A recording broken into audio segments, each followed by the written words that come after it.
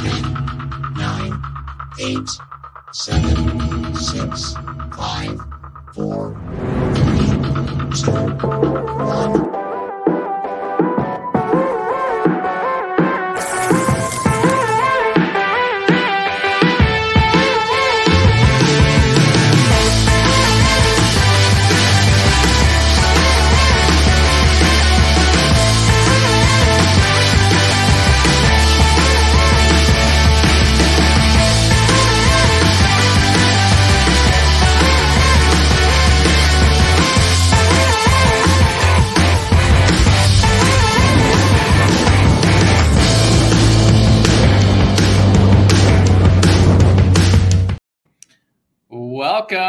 Welcome to the first episode of the Staffing Playbook Podcast.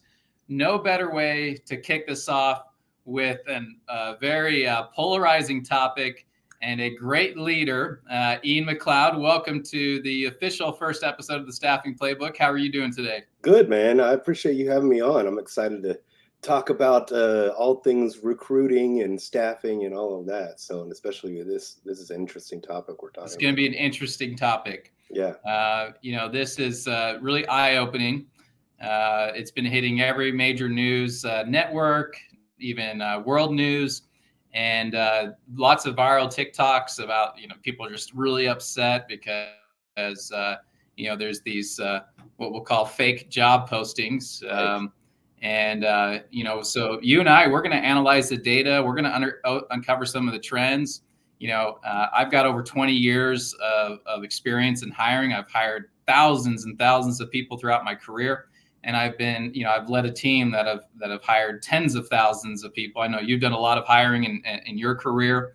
Yes. And so I have a different thought on this topic. And, I don't necessarily agree with the headline news out there. And but the reason I brought you on the podcast today for this topic is I think you'll also give me a different perspective, at least maybe not. Absolutely. No, I think it's a good conversation. It's definitely polarizing. Like you said, there's some people who have strong feelings about it, and understandably so. So I'm excited to talk about the topic of ghost or fake job listings and what all that means and what people should look out for. Yeah, generally, just a high level, I really don't think that it's as big as issue as people are saying. I don't think companies are purposely posting fake jobs, although there's some exceptions. But I want to get into it. So let's start this off with a news clip that just hit headline news just 2 days ago to just kind of set up the discussion today. And we'll just pick it up from there. So tune in if you're a job seeker, if you're an employer. We've got tips for both of you, especially the employer. You and I are going to have a little bit of beef on this employer thing. Yeah. And job seekers, we've got your best interest in mind, so we want to help you. And so with that, let's go ahead and add global news to the stage, no relation to the podcast. Let's make it happen. Here we go. Awesome. There's a growing hurdle that job seekers may have to jump over: ghost job listings. That's when a company posts a position they have no intention to fill. And a new survey from US-based... Can you hear the audio? Yes. You could. Okay. I'm going to go back to it. All right. Resume Builder, conducted in May, found 4 in 10 companies posted such a listing in the past year. It's a move business experts say is troubling. There's enough frustration in the job hiring and job seeking process to begin with. So mixing in and adding in potentially fake postings is definitely not helping the matter. Of the companies that listed such a job, about a quarter posted 1 to 3 fake listings, with another 19% posting 5. However, there were 11% surveyed who posted 50 during the same period. The survey also found among the reasons fake jobs are posted is to show the company is growing and to make employees believe new workers are coming to ease workload. Experts warn, though, that if that help never comes, morale may eventually plummet. When trying to determine if a posting is real or not, job hunters are encouraged to research employers, tap into personal networks in case you know someone working there, and be skeptical if you see similar jobs being posted often or are listed for months. If it's too good to be true, follow your gut, it may not be an opportunity that actually exists for whatever reason. The survey also notes, even though the postings are fake, people are still being interviewed for jobs that won't be filled. But people talk, and it's why experts say companies should be wary about using such a method, because when they hire for real, applicants might not bother applying. Sean? All right. Yeah, interesting stuff. So I couldn't hear the audio on my end, but I watched the clip before. What were your takeaways from this new segment? Yeah, well, let's get into it. I think there's a couple things to distinguish, as far as what is this? What are we actually talking about? And then why are they doing that? And then actually how do applicants protect themselves as well? But I think it's important to distinguish when you're talking about a ghost job posting. So we're talking about basically the concern is that, just to make sure everybody's on the same page, is that there is a listing, a job listing, out there on Indeed or LinkedIn or wherever it may be posted, and it's actually not for a real position. And that's really the concern, and that companies are saying that they're doing this. Companies are indicating that they are doing this in some regard. I think I saw one statistic that said 4 out of 10 companies have done this at some point, that kind of thing. I want to distinguish, though, between that kind of fake posting and a scam post, and those two things are different. So again, the fake post, the ghost post, is actually from a legitimate company, and it's just basically that company saying, we have this position that we're hiring for, and the reality is they don't have the position, or they have no intention in actually filling that position.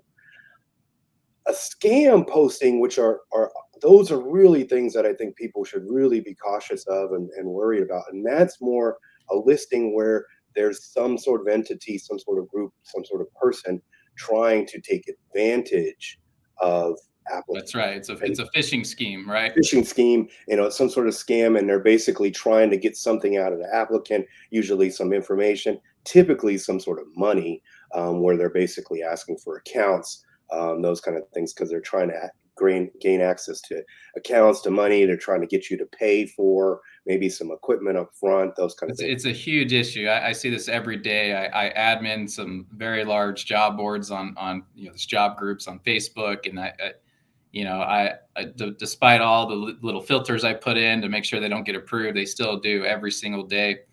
But I want to, before we get into that part, right. I looked at the source of this data, where 4 out of 10 companies have posted a fake job, but the survey only surveyed 1,000 employers across the U.S. I don't think that's a strong representation of the millions, tens of millions of employers out there. And so I question the integrity of the data. I tried to get into the details at the source, and it wasn't provided. Being someone that's posted jobs for the better part of 20 years and facilitated that through many different companies, and being well connected to thousands of employers across the U.S., I don't see this the same way it's being showcased in the news. And we always have these clickbait things and headlines, but I do I have some sympathy to the job seekers that are really outraged about the fake job postings, as well as these phishing schemes, these ghost jobs. But Ian, if you're a recruiter and you have a job to hire people, why on earth would you post a job for a position that you don't have? Is there any reason why you would post a job for a position that you don't have? So here's the thing, that at least what these folks who are indicating that they're doing it, or folks who have some sort of back end knowledge about this happening, the reasons that I could kind of uncover that they're making claims about doing this, it's companies who do this apparently have indicated that they've seen higher productivity, higher performance, higher morale, even higher revenue. Some of them because they're scaring their current staff, saying, "Hey, we're hiring." We're there's a couple reasons that are being made as to why people are doing this. One is they're trying to just collect resumes, which I think is a kind of a strange tactic, and I don't really necessarily agree with this.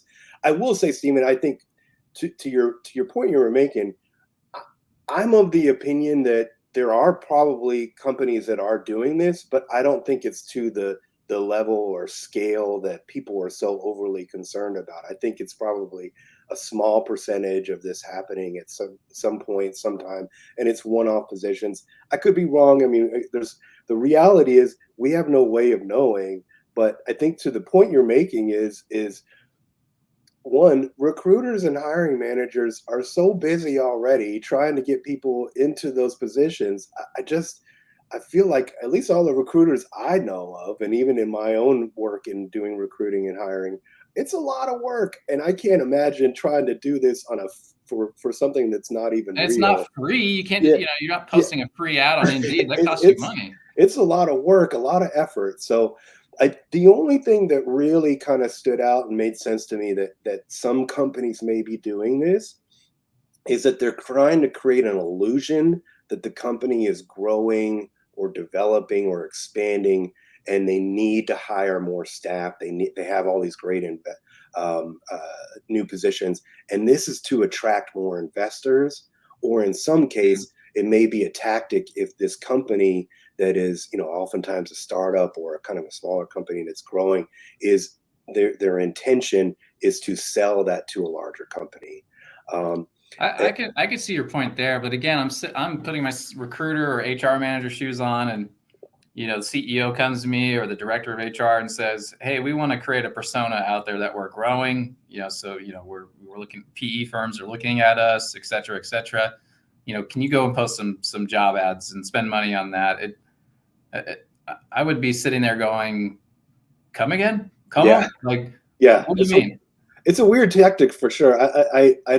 So I think that, people will get pushed back, and it's probably only a few companies that are maybe really trying to create this illusion that they're growing larger and faster than they really are. The other reasoning that people are coming up with, and they talked about this in the clip, was that basically people are needing, the staff are needing help, and they're saying, so we're hiring, right? We're hiring, and there's really not intending to fill those positions.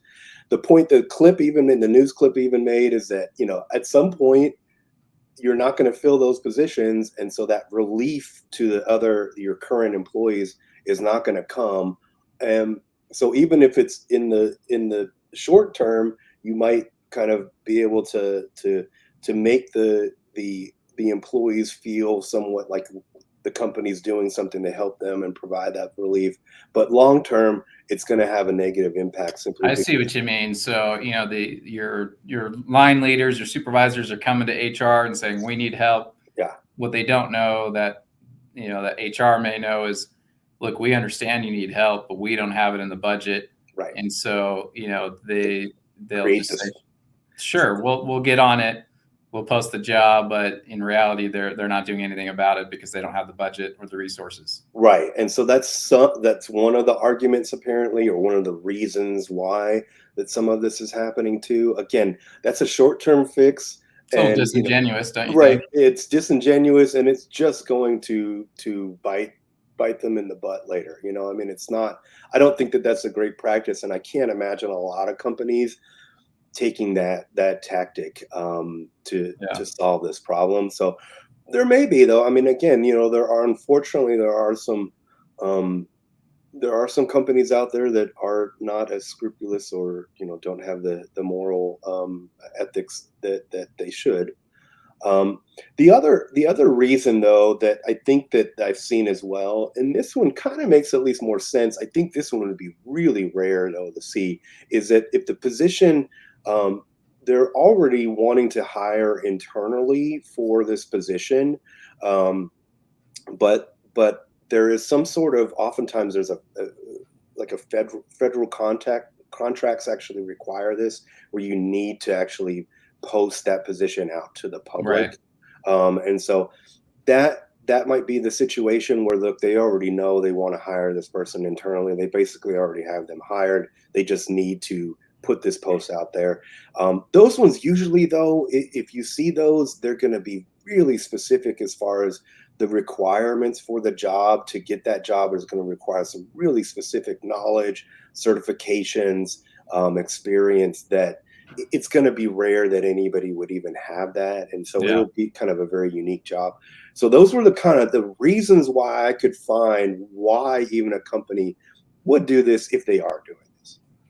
I see your point there, but I think those are the outliers, right? Yeah. I want to take this back a little bit. Here's my perspective, just boots on the ground. Yeah. With unemployment rate being as low as it is 3.5 or 3.8 across the country. Here in the state of Utah, I believe it's 2.8%. There are more job seekers than there are jobs, right? It used to be there's 10 job seekers for every one posting.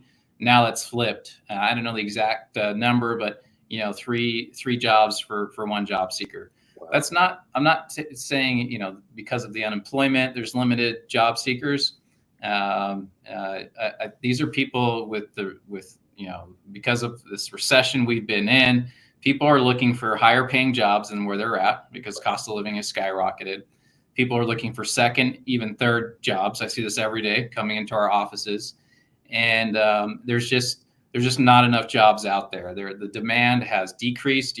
Coming off of COVID, the demand went through the roof, and for consumer goods, and so there just wasn't enough people in making the widgets to get the job done. But now that consumer demand's flattened out, even decreased in certain areas, there's just less jobs out there, and there's a lot of people looking to make more by moving from one job to another or adding second or third jobs. And so as a recruiter and HR manager, when you're posting a job a year and a half ago, you're getting a dozen applies. Right. Today, within 24 hours, you could have 100 up to 1,000 applies. And so you have a single recruiter that's got a couple job openings that within 24 hours is getting thousands of applicants, and they just don't have time to review them, number one. Right. And that's a different problem if you're a job seeker. You got to figure out how to get in front of them ahead of the other 1,000. Yeah.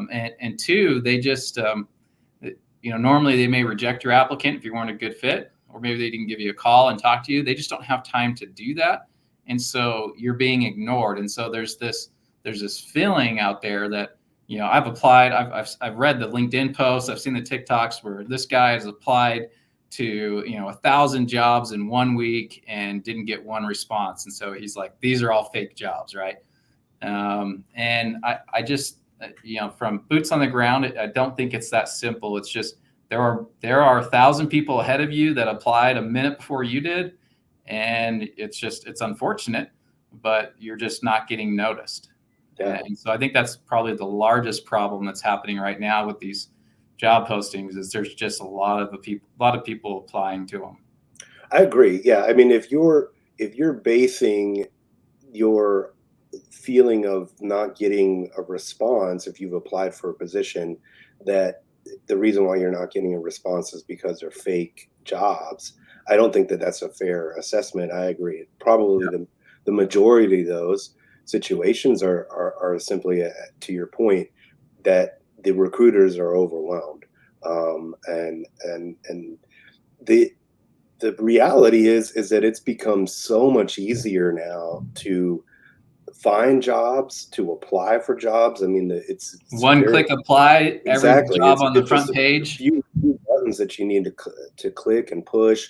And once you've created your resume and maybe even some template, letters of interest, that kind of thing, you're pretty much, you're pretty much set, and you just got to do a few clicks and you're done. So it's become easier for people. And so I think it's just a common thing that they're doing. I will say too, I think, certainly something that, and this is probably a whole nother topic that we could go into in another podcast, but that just the current kind of mood and a lot of the current generations that are working and seeking jobs, Their attitude about work is that they are trying to oftentimes level up and move up, and so they're always looking for that new job. So you have people who already have a job who are looking for the next, Yeah. best thing and next job. And so it's not the same where you had people who would get in and stay with the company for 5 years, 10 years, 15, 20 years, Yeah. and try to work their way up in that. Instead, they're jumping around a lot and they're trying to level up. And so that just creates this kind of approach where everybody's trying to move on. Yeah. It's rare that you see people stay in a job for more than a year or two, so they're jumping around. So you just have a lot more applicants, to your point, and the recruiters are probably overwhelmed, and that's why they're not getting back to people. Yeah. This is an employer market, which again doesn't make sense if it's an employer market to be posting, fake jobs. And I don't see recruiters trying to make themselves relevant by posting a job they don't have, because their director, their bosses, they already know we don't have the jobs right now. We're not hiring. It's not going to make you relevant. It's not going to slow down the clock of you possibly being laid off. And so that just doesn't ring true to me. But I would probably give in on this point when it comes to posting jobs that you don't have. I do see firms, staffing firms, direct placement firms that are posting jobs to source candidates to then skill market to prospects or current customers that they have. And so, they might go, hey, if I'm a direct hire placement firm and I really want to get into, placing engineers, if I've got a candidate base that I can skill market and sell to my prospective customers, maybe I'm going to get them as a customer. And that's been common practice since, I don't know, 20, 30 years ago. And again, those are the outliers. And a lot of these agencies will actually put that, they'll either put it in the ad, or when they call you, they'll go, hey, Ian, thank you for applying.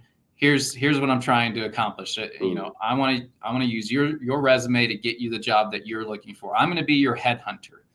Right. So they're going to be transparent. I don't have the job, but I'm going to go and find it for you. And so I think that's always gone on. I don't think there's been some sort of shift in our market where everyone's doing that now. That's just one of the many, or one of the few scenarios that you would post a job that you actually don't have at that moment. Yeah. And that, I get that, at least if you're being honest and having that conversation with somebody about, they can see. I think that people are concerned about are those ones where it's just people were applying for it and the company completely had no intentions in hiring for that job. The ones that seem strange to me that I guess are happening, but it still seems very strange, would be where they're actually not only hiring but interviewing for a position that they have no intention of filling. That just seems like an awful lot of work to put into with no real return on investment at all, which is strange. So let's agree that there are some companies, but again, These are the outliers that are doing just that. Shame on you if you're doing that. Yes. That's bad practice. Not only you're wasting the applicant's time and your time, but think about the impression you're leaving on with those individuals about your company. Yeah. Right. That is one way to take a company down. Go ahead. I agree. I think companies should be considering implications to experience.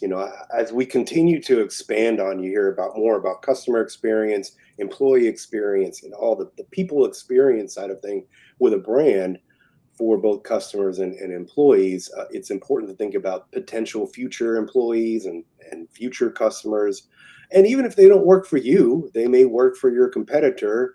And if they're over, if you even have competition who has knowledge that you're, using these kind of unethical or at least not unethical, but at least not nice practices, we can call it unethical.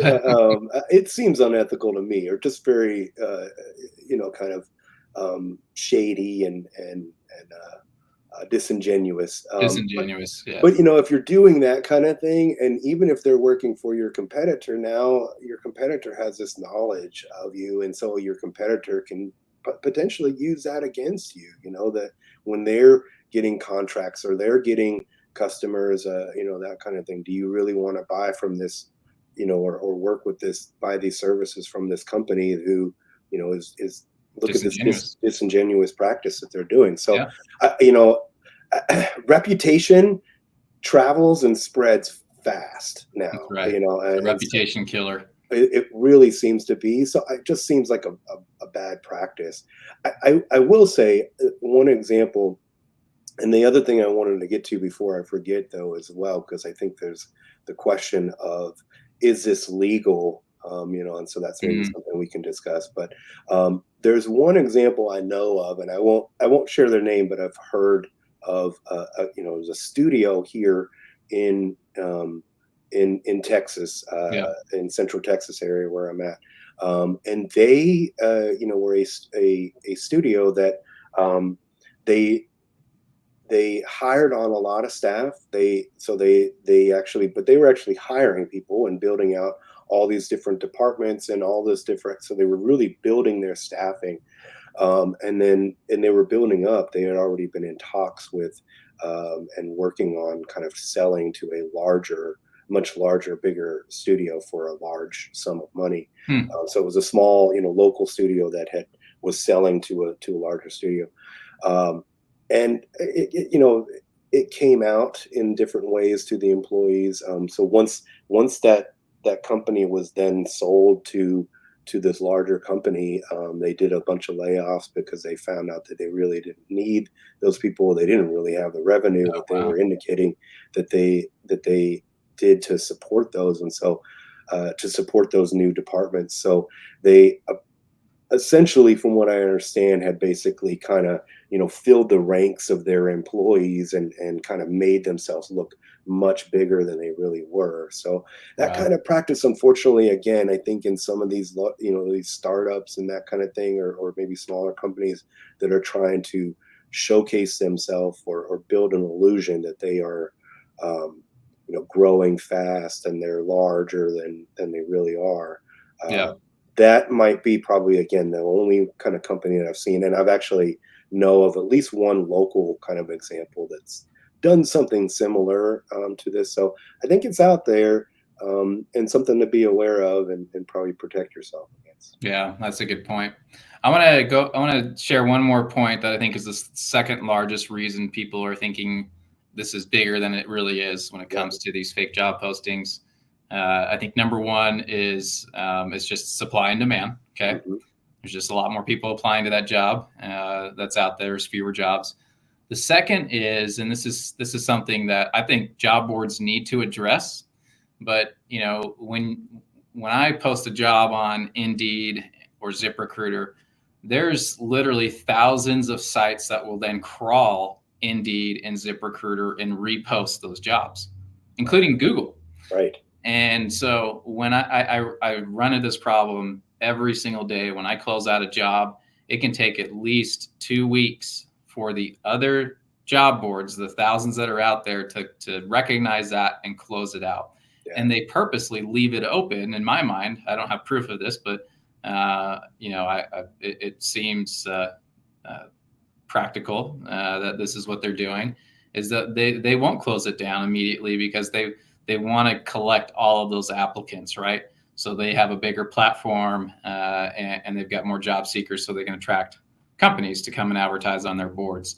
So I think that is actually the second largest problem in this fake jobs. And I guess you could classify that as a fake job if they purposely leave it open. But most of the time it just takes a week or two, sometimes longer, to have it just close out, to communicate out. And so, that's something to be aware of if you're a job seeker, is look at the age of the job order and the site that it's coming from. If it's 45 days or older, that may be a red flag, right? Because this is a hot market for job seeker or for employers. And, these jobs don't stay on the market for very long. So if you've got those aging job orders, you should maybe go to the company's site and check out their careers page to see if that is a valid job.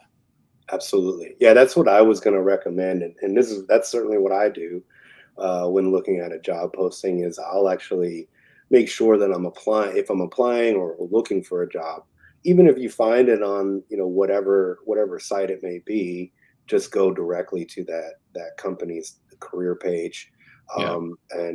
And look for that there. And if it's not there, then that's a good indication that, yeah, it's already been closed. It's not even real, whatever That's it may be.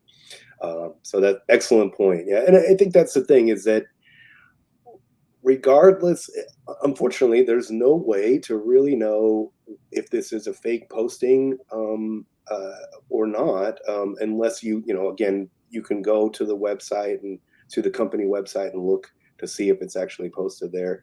But even if there is something posted there, and even if it is a ghost posting and they have no intention, there's no real way to know that.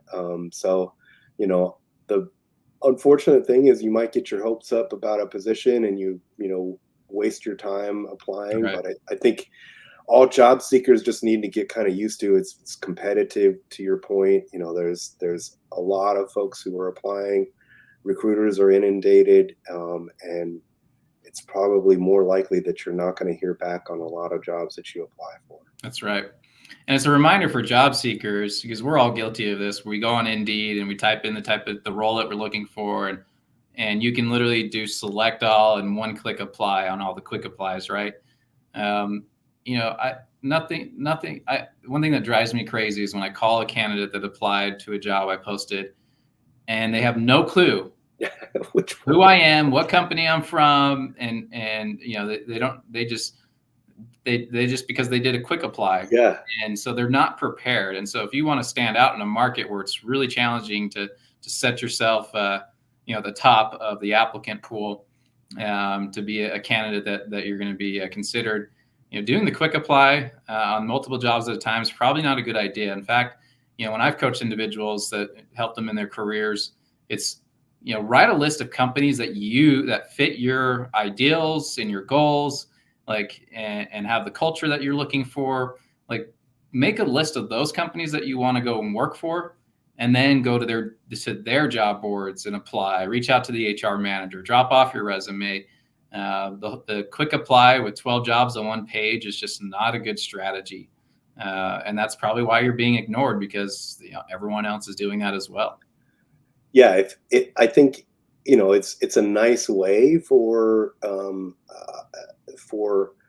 recruiters to get a whole lot of resumes really fast, but at the same time they get a whole lot of resumes really fast that they have to sort through.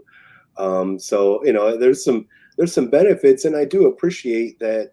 I think there's a big joke out there of when you put in you load up your resume and then you have to go and fill out every single field on the application, right, from the resume after you uploaded your resume.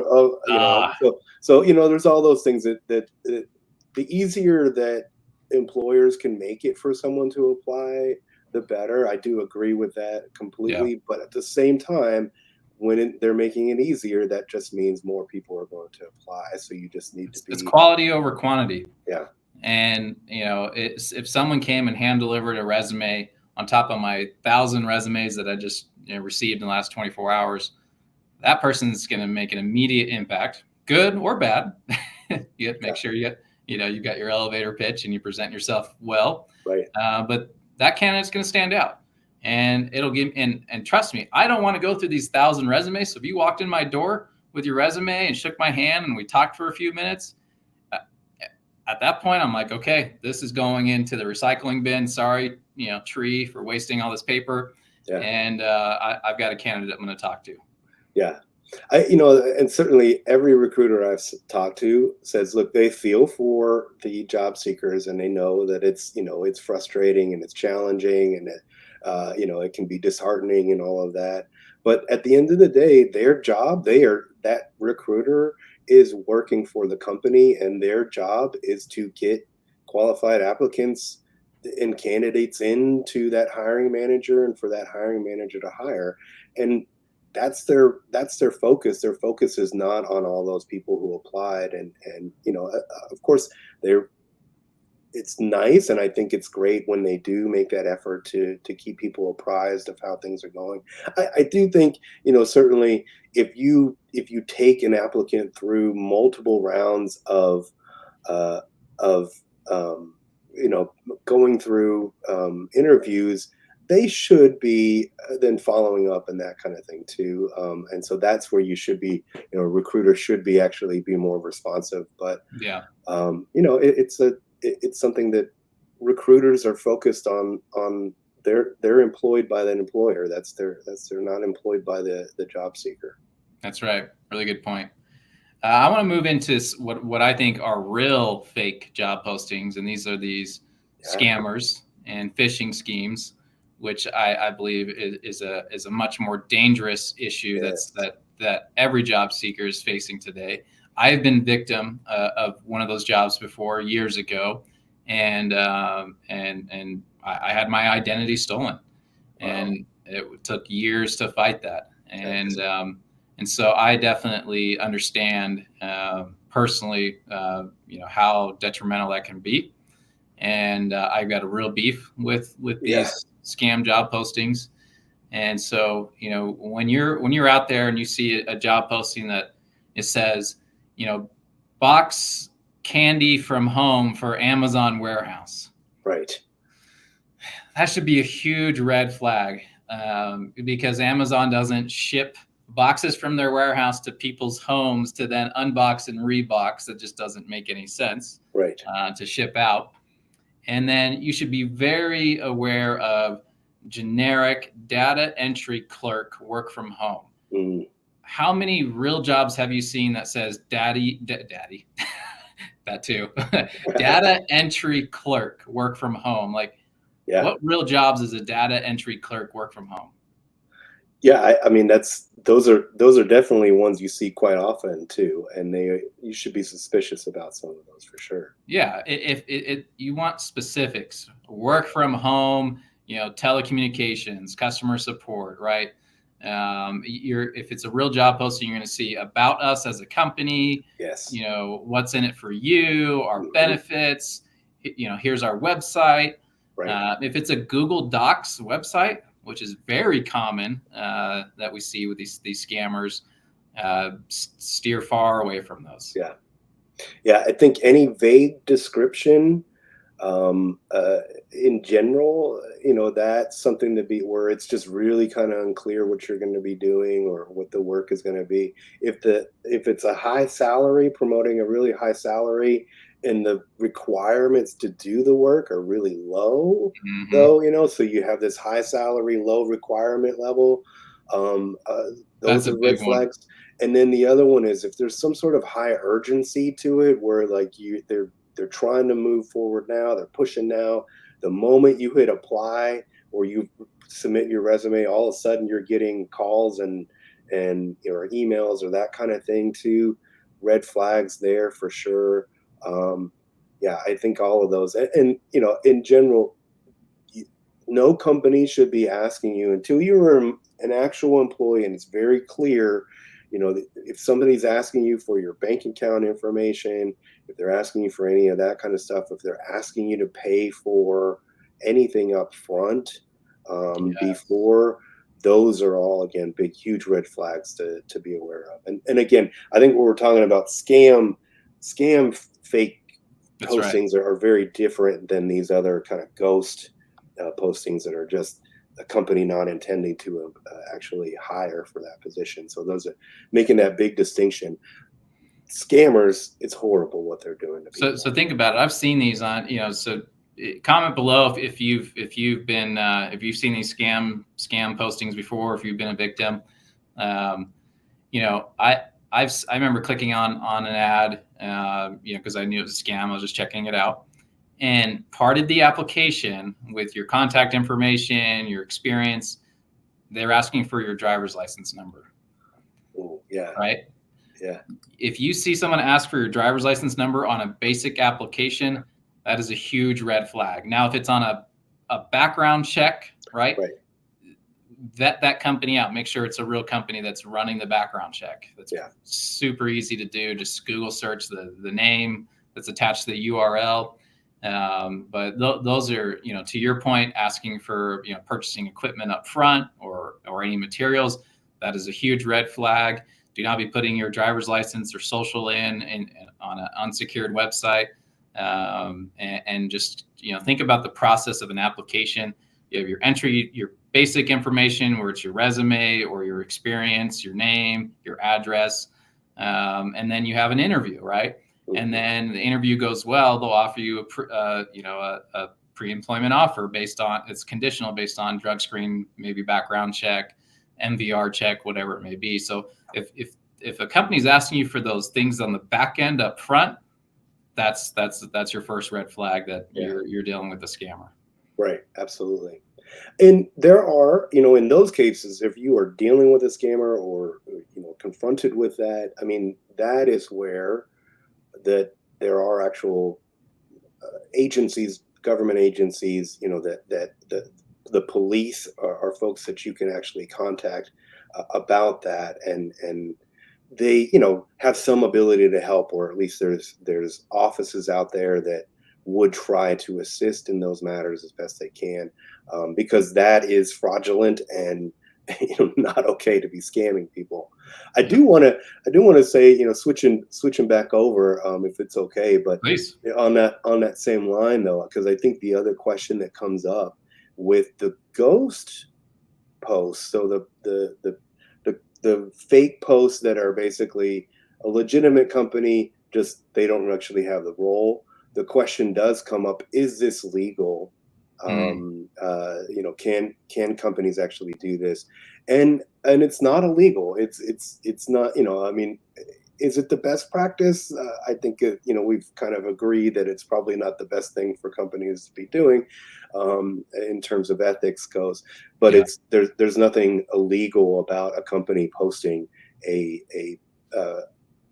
position that they don't intend to hire for.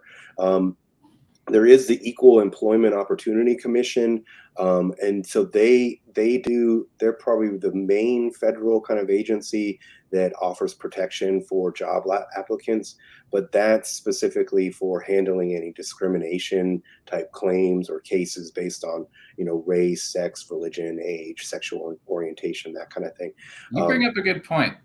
Just for real quick, when it comes back to red flags on an application that when you're filling it out, typically there's an EEOC, right? Right, and it'll be towards almost every now application. If it's a legit application, it should have that. Yeah. So if you're not seeing that, that's another red flag. Another red flag, yeah. If they're not asking those kind of questions about your veteran status, about your legal citizenship, your disability, that kind of thing. If they're not asking those questions about your gender, race, it probably is a red flag that's actually not legitimate, and that could be more of a scam, not just a ghost. That's right. kind of fake. So there are other, in case you are feeling like you are being scammed, or there are concerns, or you're feeling like you're being discriminated against. EEOC is one. Most states have some sort of kind of department. So here in Texas, we have the Texas Workforce Commission. So there's some sort of state program that should be protecting applicants. But most of the actual federal agencies and government agencies that are out there are actually more created to protect employees from various things, as far as job safety, discrimination on the job.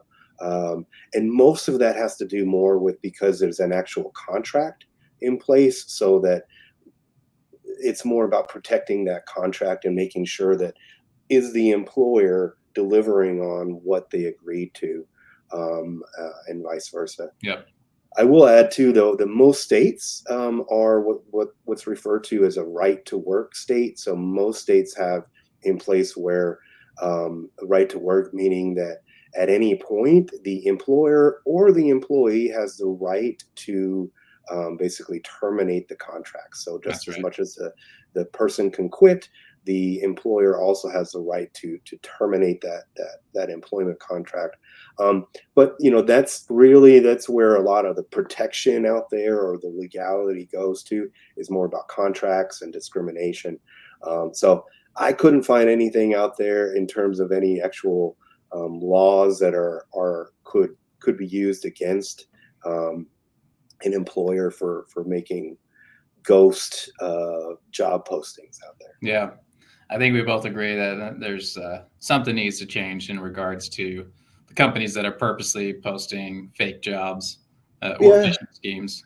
Well, and I mean, maybe if there's, I think it's just something to be aware of. To your point, I don't think that it's as bad a problem as what probably the it's being made out to in terms of in the media and just the kind of conversation going on right now. But it is something that people need to be aware of, that you might apply for a job and it may not be real, and that kind of sucks. But if you're a job seeker and applying for jobs, you're probably applying for a bunch of jobs that you won't hear back from. And it's not because it's fake. It's just because they have 100 other applicants and they can't get to you. Yeah. Well, let's maybe close this out with a couple tips for employers that may be doing this practice, as well as job seekers. So for the companies out there, indicated in the survey, 4 out of 10 said they at one point have posted a job ad that they don't have a job for. What tips would you give to them, Ian?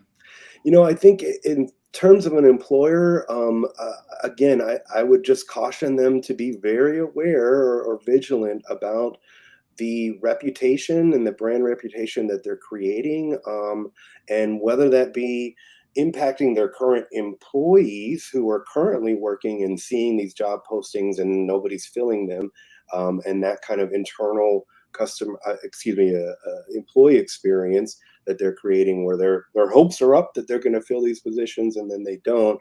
I think they need to be cautious about the morale, the long-term morale impact that that'll have, as well as the impact to their brand reputation, in terms of, are people going to want to apply for jobs if they find out that this is actually a fake listing, or they've applied for these jobs and they keep popping up and no one's ever filling this.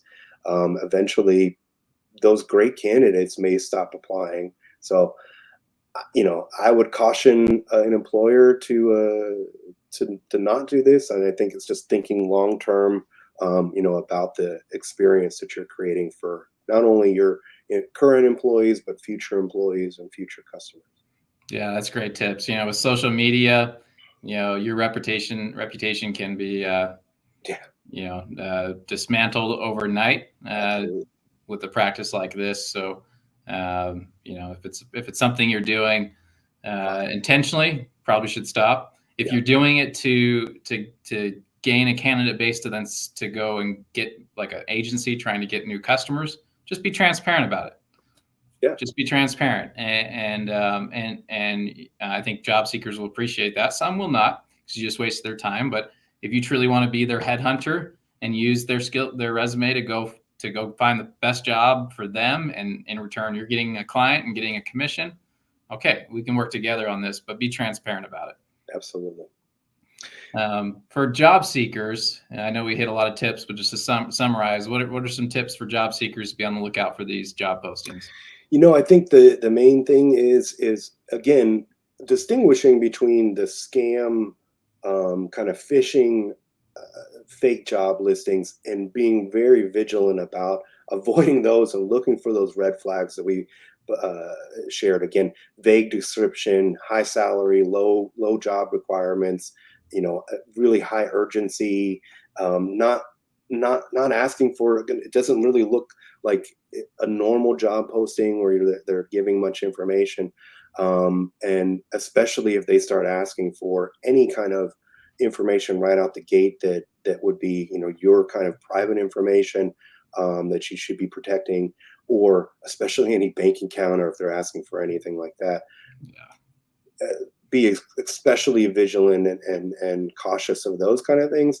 For those other positions, unfortunately, there's not really an easy way to identify if this is a fake listing or not. I think, again, the great advice would be to actually go to the company website and apply directly from there. Even if you see it on LinkedIn and maybe it has, or Indeed, or wherever you're at, and it has an opportunity to apply through that site, my suggestion is just hop over to the actual company website, go through that.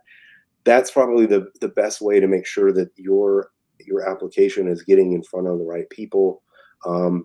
And I think just being strategic and having a good plan of action, and to your larger point is kind of thinking about what are those companies you really want to work for. What kind of values do you want to have in a company? What skill sets do you have, and where do you want to grow and develop? And then kind of build out your list as far as where do you want to go, and just be vigilant about or be dedicated to applying to those. The other thing too is, certainly another approach as well that's recommended is trying to network. Now you have access to so many people. Oftentimes, even in LinkedIn, they'll actually show the recruiter who's hiring for that. You can reach out to them, try to actually link up with them directly. That's right. So making those kind of other efforts where you're actually building and kind of getting yourself in front of those people in a different way, or building those connections can really make you stand out. Yeah, well stated.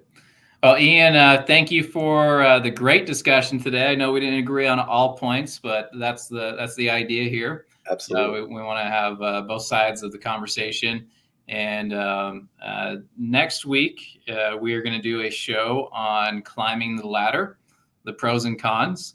Nice. The up and coming generation, they do not look at ladder climbing the same way you and I may have Right. as we've grown in our career. And there's some pretty cool things that this younger generation, values, separate from work. It's not just, a job is a job, Right. and it's not their life. Right. Versus like you and I, our job is our life. Right. And there's been a lot of things I've learned over my career in being able to climb the corporate ladder, same as yourself, that I don't think this younger generation would have an appetite for. Yeah. But that doesn't mean it's wrong. Right. Our culture has shifted. So I want to analyze that shift in the workforce and try to see both sides and see if we can give some tips to the younger generation on those that do want to climb the ladder, how they can do it in today's terms. Yeah, it sounds like a great topic. Yeah. All right. Well, thank you everyone for tuning in. Go check out Ian, Grow Up Leadership. Check him out on LinkedIn. He's a great mentor. He does a lot of sales training. So if you're a company looking for some leadership strategies, retention, if you're an individual looking for some help in your soft skills and growing your career, reach out to Ian. He'll help you out. Please do. Thanks, Stephen. All right. I appreciate it. Thanks, everybody. Bye, y'all.